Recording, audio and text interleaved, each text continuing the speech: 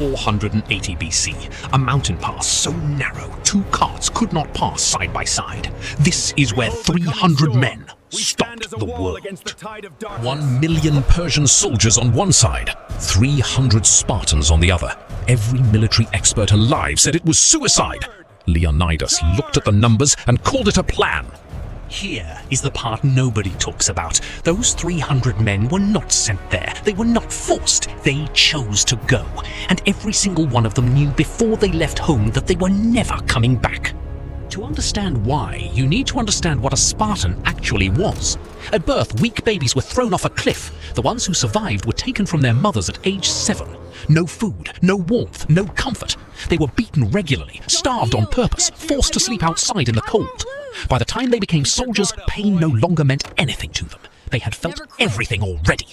Now look at who was coming for them. Xerxes, king of Persia, ruler of half the known world. His father had lost to the Greeks years before, and that loss had never healed. Xerxes spent 4 years building the biggest army ever assembled. When a storm destroyed his war bridges, he ordered his soldiers to literally whip the ocean, 300 lashes, because he believed nothing in the world had the right to stand against him. He sent messengers to every Greek city with one simple demand: give us earth and water. It meant surrender. Most cities gave it without a fight. Then the messengers reached Sparta. The Spartans picked them up and threw them into a well. You want earth and water? Go find it down there. The night before leaving, Leonidas said goodbye to his wife.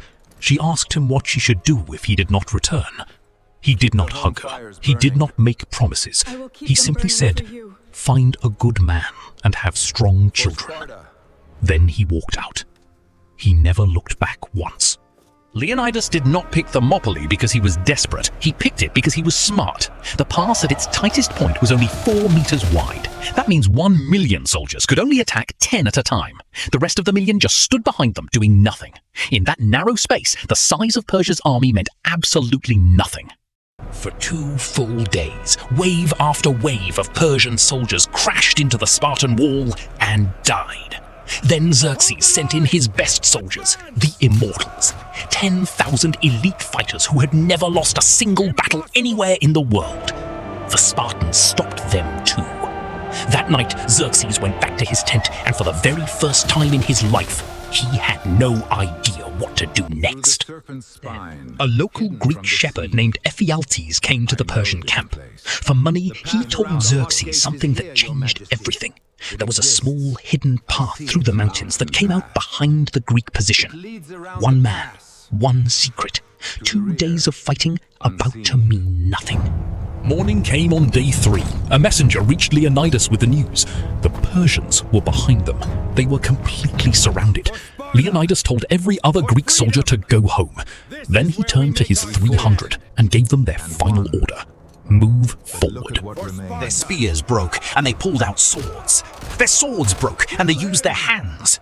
In the very last moments, ancient writers recorded Spartan soldiers biting Persian soldiers with their teeth. These men did not stop fighting until their bodies physically could not fight anymore. When it was over, Xerxes walked through the pass himself. He saw what 300 men had done to his army. Thousands of his soldiers dead, 2 full days lost, his greatest warriors beaten. And then he did something no Persian king had ever done before. He cut off Leonidas' head and put it on a spike. In Persian culture, you always respected a brave enemy, even in death. Xerxes had never broken that rule before. He never broke it again after. But here is what made those 2 days matter. While the 300 were holding the pass, the Greek navy was getting ready at Salamis. When the Persian ships arrived, they sailed into a narrow strait, and the same thing that happened on land happened at sea. Too many ships in too small a space. The Greek navy destroyed them. Without his ships, Xerxes could not feed his army. He turned around and went home. After the war, the Greeks put up one small monument at Thermopylae. No long speeches, no list of battles, just 11 simple words carved into stone. Go tell the Spartans, stranger passing by, that here, obedient to their laws, we lie. Those 11 words are still being carved into war memorials around the world today, 2,500 years later. Every free country that exists today, every democracy, every idea of individual rights and freedom, All of it connects back to ancient Greece surviving that invasion. And Greece only survived because of 2 days fought by 300 men in a narrow mountain pass. Leonidas did not win a battle, he bought time. And that time changed everything that came after it, including the world you are living in right now.